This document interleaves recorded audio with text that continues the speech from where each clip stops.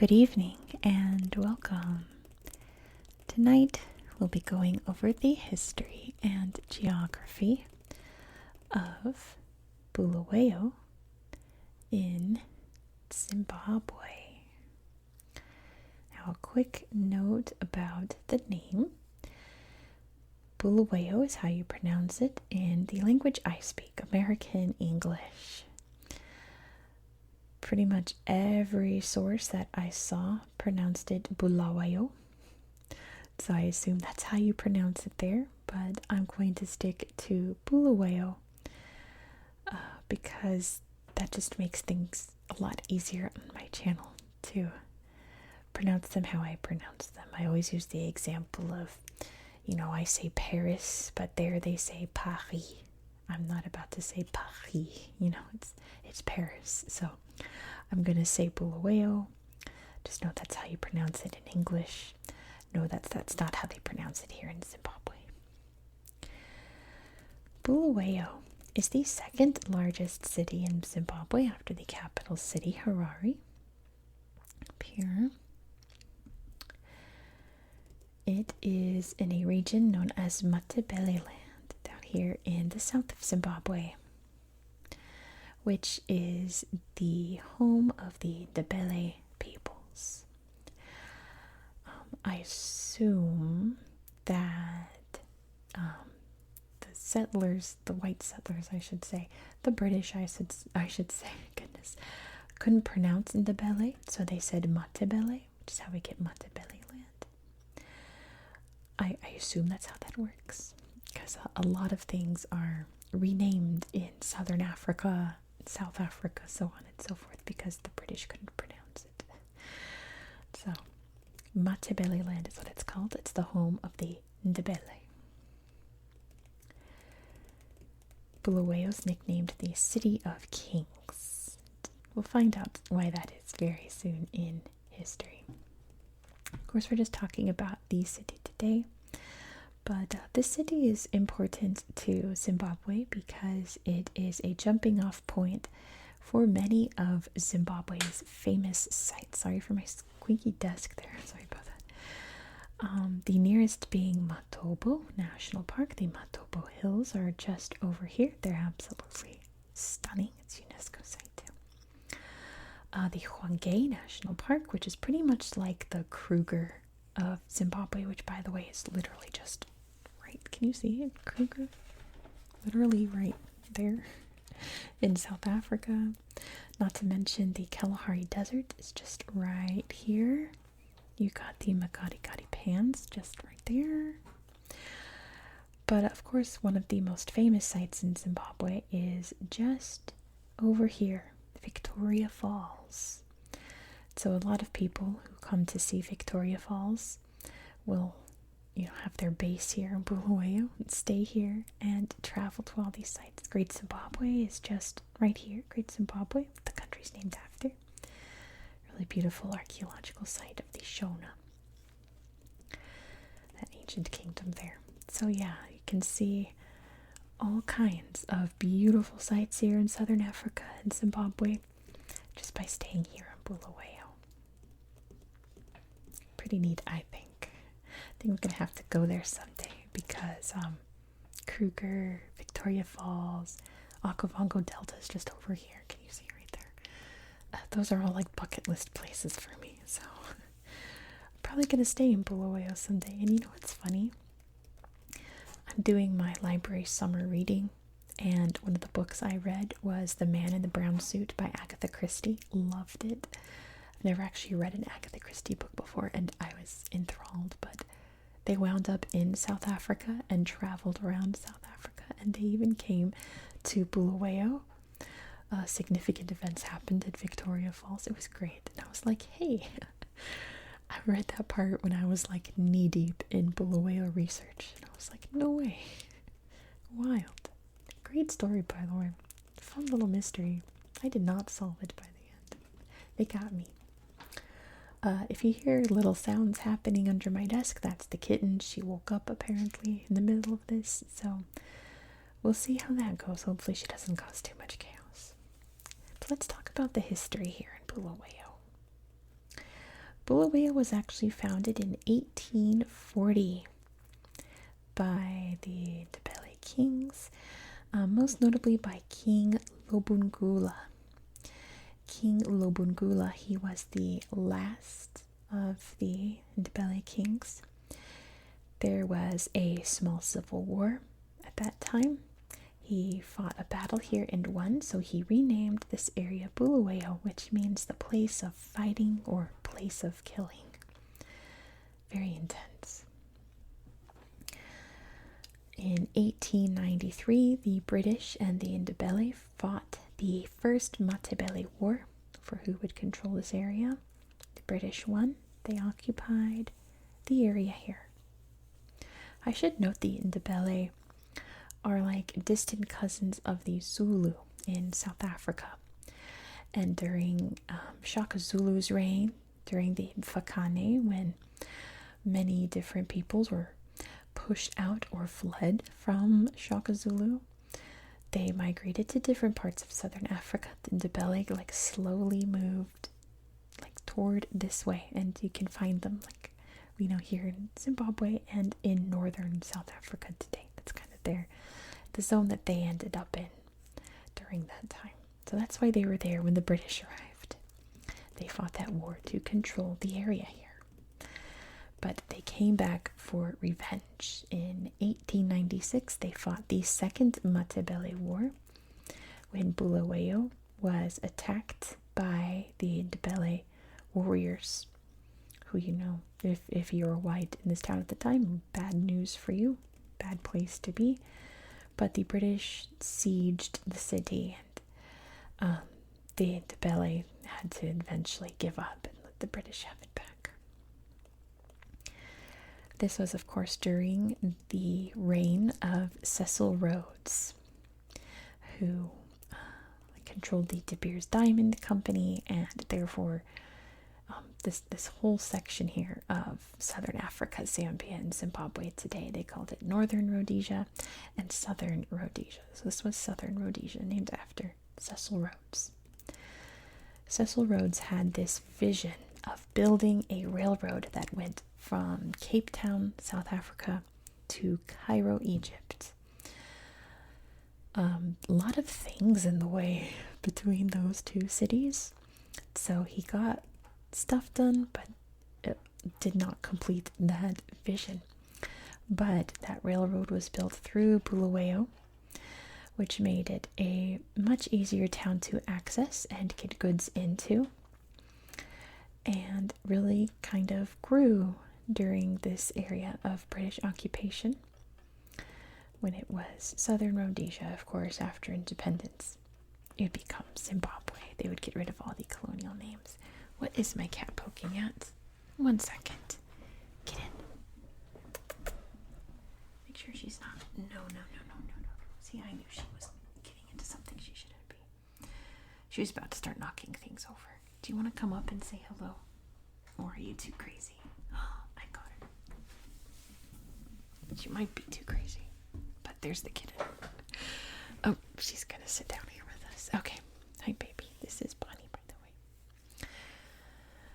She just got over her big surgery. She is fixed now. She can no longer procreate, and she's very happy to have the cone of shame off. The cone of shame. My goodness. Oh, her tail just brushed the mic. That sounded kind of nice. So yeah, independence here in Zimbabwe. Hey, baby. The town still thrives. It's still very much a thank you, baby. A spot for tourists to come and see the sights. Thank you, kitty. That's the camera. Yes, that's the camera, baby. I did read that according to, I guess, sources, the people here, they felt very discriminated against during the reign of Robert Mugabe, who was president, I think, of Zimbabwe for like 30 years. He was Shona. People here are Ndebele. And he apparently showed a lot of preference toward his fellow Shona peoples. and neglected Bulawayo on purpose. So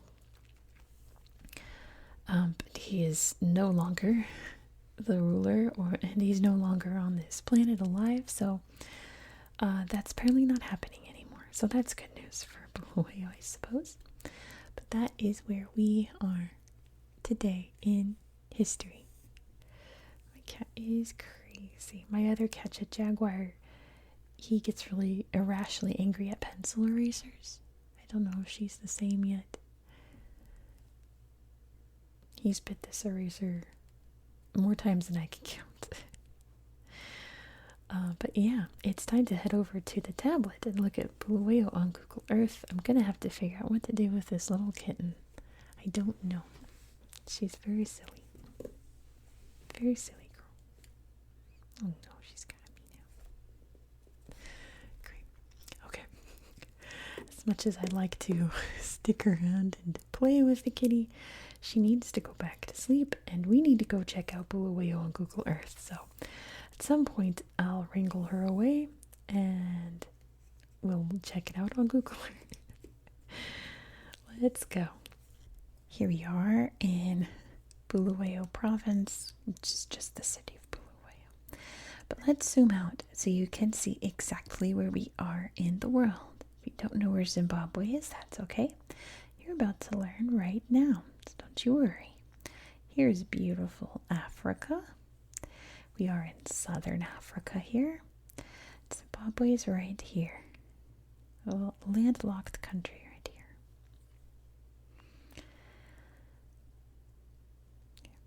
here. It's like I don't know what else to say. It's right there. You can always spot Botswana because you can see the Kalahari Desert. You can see the Magadi Gadi Pans. You can see the Okavango Delta.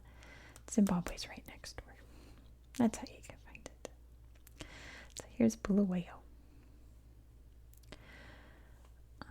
Let's see. Let's start down here.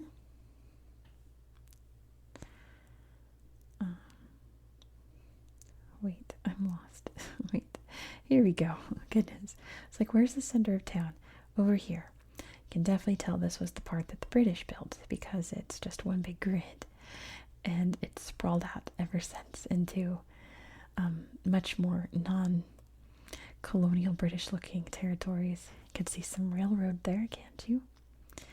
And that's because we can check out the railway museum over here. You can see the big train yard there, I suppose.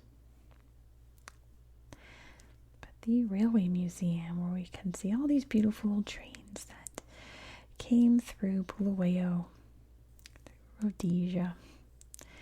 Beautiful train cars. Wow.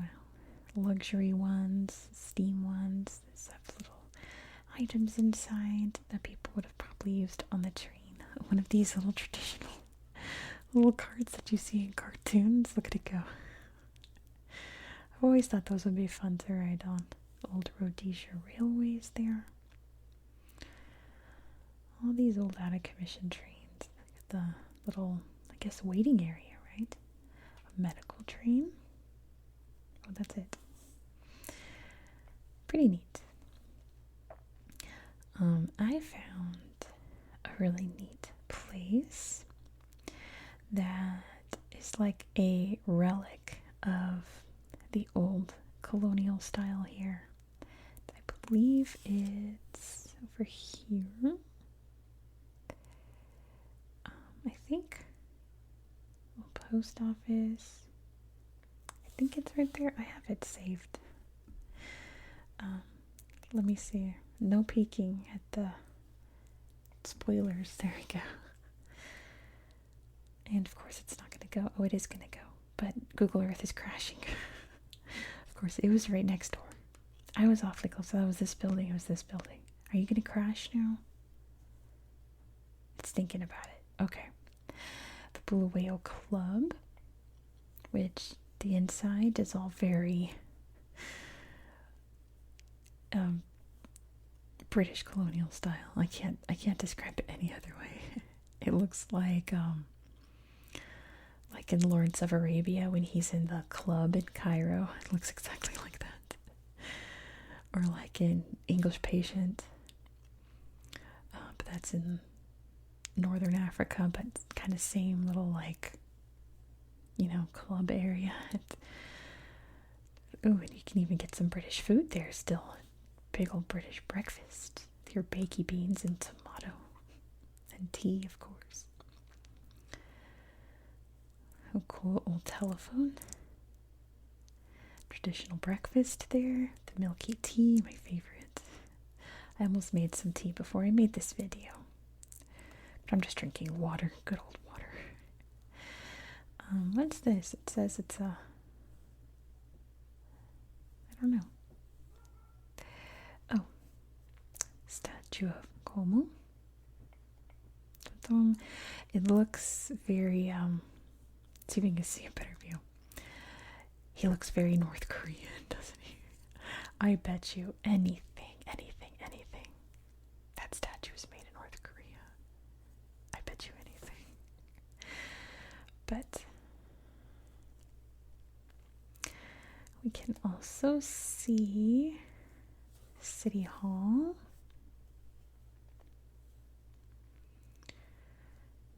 Dun, dun, dun.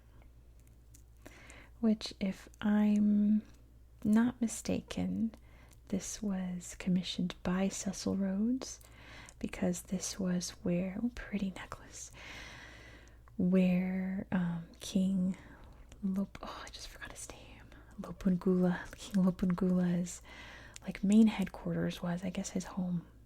So they had it demolished and built the like city center building there.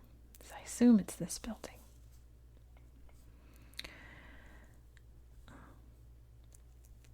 Yeah, there's Central Park. Can't believe this hasn't crashed yet. I really tried. Beautiful park. Oopsie. I called it. There it goes. 1 second. 1 second. Come on. There we go. Unstick myself from the map. There we go. There's Central Park. The Natural History Museum of Zimbabwe is in this park. We can see... Let's see, there's neat old stuff, but I want to look at like this kind of stuff. Monkeys, great apes, tribal wars, the beautiful shields and spears, bows and arrows. Little hut there. Currency, look at this. This is fascinating. When I think of like old African currency, I think of the cowrie shells. These cool X things are neat. I've never seen that. And then you have all the bills down here from later on. How cool is that? Hyenas. Looks at that. He's the gator there. Big animals. And statues as well.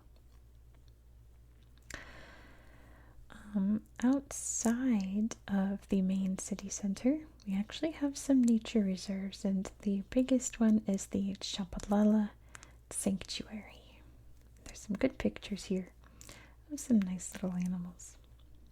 There's some lions. The lions are what they specialize in. Some little, what are those elands? Little gazelles.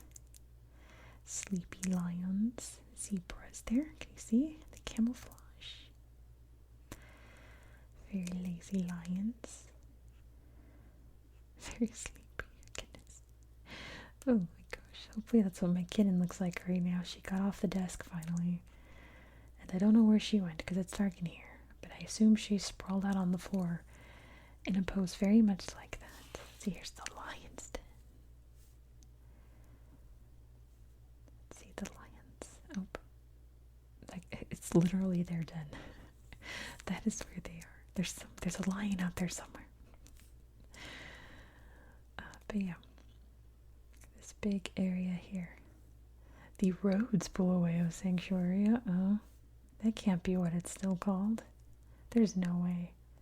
There's no way something out here is still called a Rhodes. I'd be shocked if that was true. I don't believe it is. Cecil Rhodes was a big thumbs down person of history, let's just say. It's Elon Musk energy. And Elon Musk is South African, so that's kind of appropriate, actually. But anyway, and there's some up here too. Stick into this book. Pretty. Go paddle in the lake there. I guess that's what it looks like all dried up. Pretty flowers. Go camping. Go on the boat. Make sure you wear your life jacket. Everyone's out at the waterfall. It's probably a hot day. Go hiking out to this nice cool area here. My kitten's causing trouble under the desk again. I'm just going to ignore her and hope that, oh, pretty braids, that she doesn't unplug something, because she's really in her wires phase, or chewing wires phase right now. But yeah. Let's see if we can see anything else. There really wasn't much else. Look at this pretty neighborhood. Very detailed plans there. They even got the school in the middle. Like a little suburb. But yeah, that's Bulawayo for the most part. There's other sights to see around town, of course, but the slideshows just aren't that great. Let's see what we can see over here. This has a photo. What do you think that could be? The hanging. Oh no. That's morbid. So there's that. That's a little dark. We're gonna do kind of the same thing in tomorrow's video. We're going to Mongolia tomorrow, and I found some really great photos over there in Mongolia, and then I found a lot of like really cool sites that have no pictures at all. So I've been struggling to find things in Mongolia to show you, so we're going to spend most of it just wandering around like this in the Mongolian steppes, because yeah, like, see, I have the everything filter on to make everything pop up. Like, nothing's tagged. All these cool buildings over here, and nothing's tagged. There's the city hall, we looked at that. What's over here? The firefighters council, the school. Yeah, so I'm sure I know I've seen some really neat buildings around here. I've seen them on YouTube and seen people do tours of the city, but they're not tagged, so there's not really much to show you. Oh, my other cat's awake now. I should go take care of them. Why don't we just look at the main slideshow of the city while I end the video? So, well, that's thinking hard. Trying to hurry before, oh my gosh, before the cats start wrestling each other and getting loud. Come on, there we go. So thank you so much for watching. If you enjoyed this style of content, please consider subscribing. Like I said, tomorrow we're going to Mongolia, and I found, like I already told you this, I found some really great photos there. So you're not going to want to miss them, I promise you. It's absolutely gorgeous there. Please subscribe so you won't miss out. Please don't forget to give this video a thumbs up. Let me know your thoughts down below in the comments. That would really help out my channel and this video for free. I hope that you found this video to be relaxing and educational, and I hope that you have a good night. Good night. Stuck there. Good night.